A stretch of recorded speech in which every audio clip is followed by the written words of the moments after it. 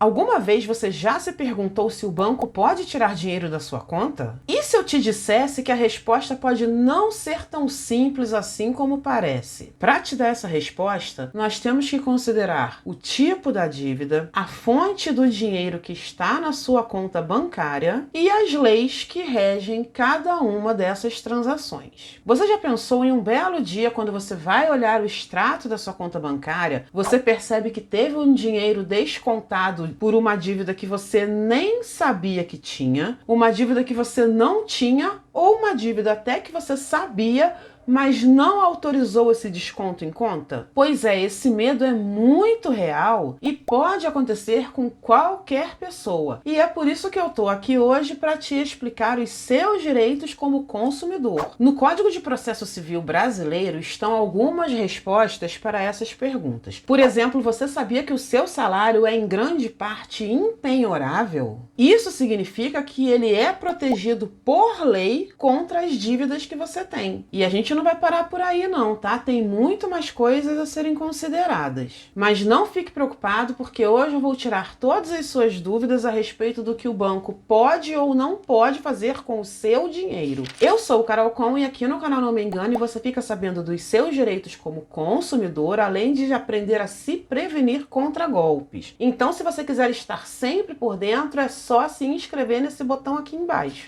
Agora, você imagina que a instituição que está cuidando do seu dinheiro, que é o banco, começa a tirar dinheiro ali sem você permitir, sem você saber, e você não sabe o que está acontecendo. Afinal de contas, o banco tem acesso a tudo que está na nossa conta, não é verdade? De acordo com o Código de Defesa do Consumidor, são consideradas nulas todas as cláusulas que sejam abusivas e coloquem o consumidor em desvantagem. Ou seja, o banco não pode, por vontade própria e sem uma justificativa adequada, tirar um dinheiro da sua conta ali porque ele quis, porque ele achou, por exemplo, que você deveria pagar a fatura do cartão de crédito antecipadamente. Ele não pode. E o que seria uma justificativa adequada? Quando o banco pode ou não tirar o dinheiro da sua conta? E o seu salário, o seu sustento, aquele dinheiro que você usa para pagar as suas dívidas, para pagar a sua comida e, eventualmente, até mesmo um lazer?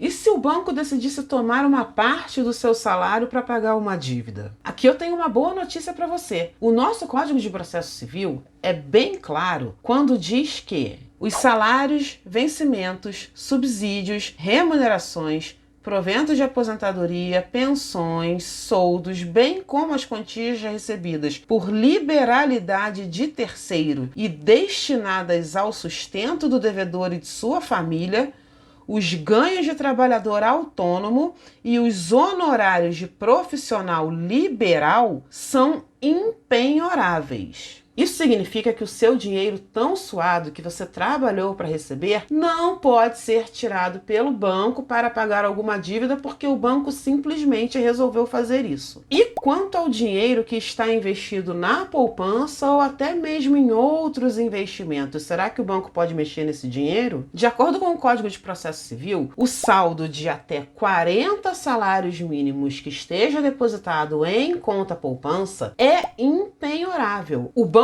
não pode mexer nesse dinheiro para pagar dívida sua. Para ficar mais fácil aqui, vamos fazer uma conta bem simples, tá? Eu sei que não corresponde à realidade, mas é só para a gente poder entender melhor. Imagine que o salário mínimo seja de R$1.000. Você tem R$50.000 depositados na sua conta poupança. Nesse caso, 40 salários mínimos vão ser o equivalente a R$40.000. Esses R$40.000 o banco não pode mexer. Agora, imagine que você tem uma dívida com esse banco de R$30.000. Desses 10.000 que estão sobrando, de 40.000, que é o valor impenhorável, para 50.000, que é o valor total que você tem, esses 10.000 o banco pode sim pegar para saldar as suas dívidas. Mas a gente sabe que investimento não é só poupança, existem outros tipos de investimento. E será que essa regra também vale para esses outros tipos de investimento? Ações, títulos, fundos, imóveis, isso tudo pode ser muito bom para aumentar o seu dinheiro. Mas você já parou para pensar pensar que esses investimentos que você tem podem estar associados ao banco que você tem dívida, e isso pode acabar sendo uma ameaça àquele patrimônio que você quer construir para você poder pagar uma escola boa para o seu filho, para você poder dar uma vida boa para sua família. Você já parou para pensar nesse tipo de coisa? Isso é um assunto meio complicado, porque o salário e a poupança, as regras são bem definidas por lei. Elas têm proteção por lei. Agora, os outros tipos de investimento, não existe nenhuma regra dizendo até qual valor é impenhorável, se é impenhorável, se o banco pode pegar esse dinheiro para pagar as suas dívidas, não existe. Isso vai ter que ser decidido na justiça e vai variar de caso para caso. Por exemplo, imagine que você tenha um fundo de investimento de R$ 5.000 e tem uma dívida nesse mesmo valor com o banco onde esse dinheiro está investido. O banco vai poder pegar esse dinheiro? Só o juiz vai decidir, porque não se trata nem de poupança e nem de salário. Então, o juiz vai analisar esse dinheiro, para que é, de onde veio. Então, cada caso é um caso. Agora eu quero te fazer uma pergunta. Você, quando assina algum contrato com o banco, você já leu aquele contrato inteirinho, palavra por palavra, e entendeu tudo o que estava escrito ali? Ou você apenas pega aquele papel que eles te dão, assina e devolve sem ler nada? Seja sincero comigo. Quando você assina um contrato, principalmente com uma instituição bancária, que é quem vai cuidar do seu dinheiro, que é onde você vai fazer dívida, pode ser dívida até mesmo de cartão de crédito todos os meses, é muito importante que você leia o contrato palavra por palavra. E é importante que você entenda tudo o que está escrito ali. Se você não entender, não cometa o erro de perguntar para o gerente, de perguntar para quem está te vendendo aquele serviço, porque eles vão te explicar de uma maneira que seja conveniente para eles e de uma maneira que pode te induzir ao erro na hora de entender essa explicação. O correto é você pegar esse contrato e você fala assim: olha, eu quero analisar o contrato, então eu vou levar para uma pessoa de confiança ler para mim e me explicar, porque eu não estou entendendo nada que está escrito aqui. E eles não podem negar com que você faça isso. Aí você pode pegar esse contrato, você pode levar para alguém que você conheça que entenda sobre termos jurídicos, porque vem cheio de termos jurídicos escritos ali, para um advogado de confiança. Você pode levar na Defensoria Pública, pode levar até mesmo no Procon da sua cidade, que eles vão ler ali e vão esclarecer para você cláusula por cláusula. E isso é bem importante, porque quando você assina um contrato com o banco, principalmente quando você não entende nada que está escrito ali, você pode estar autorizando o banco a mexer no seu dinheiro que você não queria que ele mexesse. Então, mesmo que a lei proteja determinados valores, a partir do momento em que você assina um contrato autorizando com que o banco tire esse dinheiro da sua conta, não tem jeito.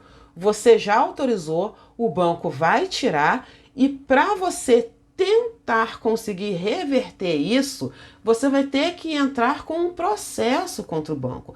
E isso é uma coisa que pode demorar 1 ano, 2 anos, 3 anos e vai te dar muita dor de cabeça. Se você pega esse contrato e pede para alguém ler para você e te explicar, você vai poupar muita dor de cabeça futura. Quando você for assinar um contrato com o banco, você tem que dar bastante atenção às cláusulas que dizem quais são as suas obrigações e quais são as obrigações do banco. Porque geralmente está nesse pedacinho aí, dizendo que eles podem tirar o dinheiro da sua conta, dizendo que é sua obrigação liberar com que eles tirem o dinheiro da sua conta. Então você foca nessa parte. Uma coisa que eles gostam de colocar muito também nessa parte do contrato é um monte de multa e penalidade por coisas que você nem sabe o que são. É o banco que define quais são essas infrações que você cometeu e que autoriza com que ele tire o seu dinheiro para pagar essa multa. E aí você não pode esquecer que o Código de Defesa do Consumidor te protege contra cláusulas abusivas nesse tipo de contrato. Qualquer desvantagem vantagem exagerada para o consumidor é considerada nula. Outro ponto importante que também tem ali nos contratos bancários são as cláusulas de alteração. Muitos contratos contêm ali cláusulas dizendo que o banco pode alterar unilateralmente o contrato. E o que isso significa? Que o banco, na hora que ele quiser, ele pode alterar todas as cláusulas que tem ali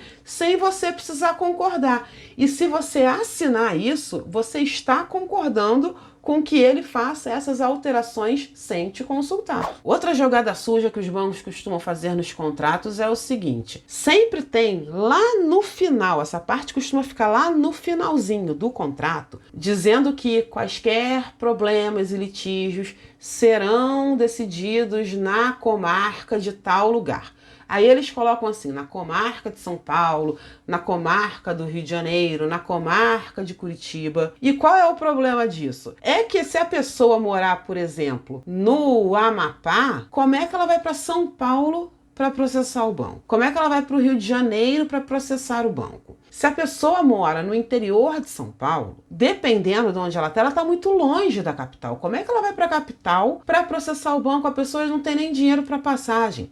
E isso também é nulo, tá? De acordo com o Código de Defesa do Consumidor, todos os conflitos serão decididos no lugar onde o consumidor reside. Então essas cláusulas não têm validade. Agora você pode estar pensando assim: do que adianta também eu saber disso tudo? O banco não vai querer remover a cláusula. Eu nunca vi o banco remover nada, ou eu assino ou eu não abro conta, ou eu assino ou eu não tenho cartão de crédito. Nesse caso, o que você pode fazer? Você pode assinar e já procure imediatamente um advogado de confiança, Defensoria Pública ou o PROCON, leve esse caso para a justiça para discutir essas cláusulas que são nulas. O juiz vai declarar a nulidade dessas cláusulas, mesmo você já tendo assinado. Mas é bem importante que você questione isso logo depois. E esse processo é na sua cidade, tá? Vamos deixar bem claro aqui o seguinte: com exceção dos casos em que você autoriza e as cláusulas não são abusivas,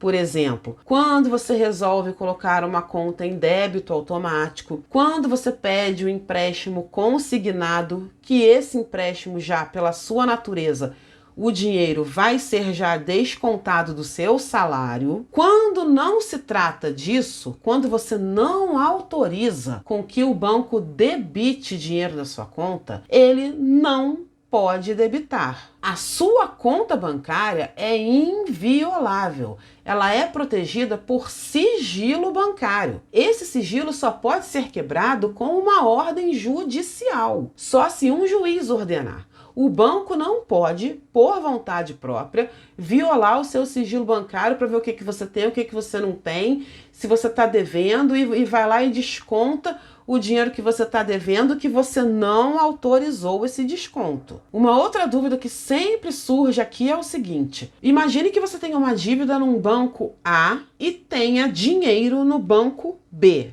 bancos diferentes. O banco A pode bloquear o seu dinheiro que está no banco B? Mais uma vez a resposta é não. Exatamente pelo sigilo bancário e porque a sua conta bancária é inviolável. Porém, se tiver uma decisão judicial ordenando o bloqueio dessa conta, aí ela vai ser bloqueada. Mas para isso acontecer, o banco vai ter que te processar, você vai ter que ser citado, constituir advogado, você vai saber que está correndo um processo e você vai ter a chance de se defender nesse processo.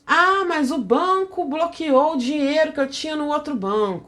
Mas eu não autorizei nada e o banco foi lá e tirou o meu dinheiro. Então, corra atrás dos seus direitos. Porque ficar também só reclamando, não vai adiantar. Você tem que agir. Você sabe que tem esse direito. Então, corra atrás. Constitua um advogado, vá até o juizado especial cível da sua cidade e ingresse com uma ação. Se essa ação for de até 20 salários mínimos, você nem precisa de advogado. E para te ajudar nisso, tem esse vídeo que eu vou deixar aqui que explica todo o procedimento que você tem que fazer para ingressar com uma ação no juizado especial sem gastar dinheiro nenhum. Você não vai pagar custas, você não vai pagar honorários, você não vai pagar mais nada, nem contratar advogado você não vai precisar contratar. Muito obrigada e até o próximo vídeo.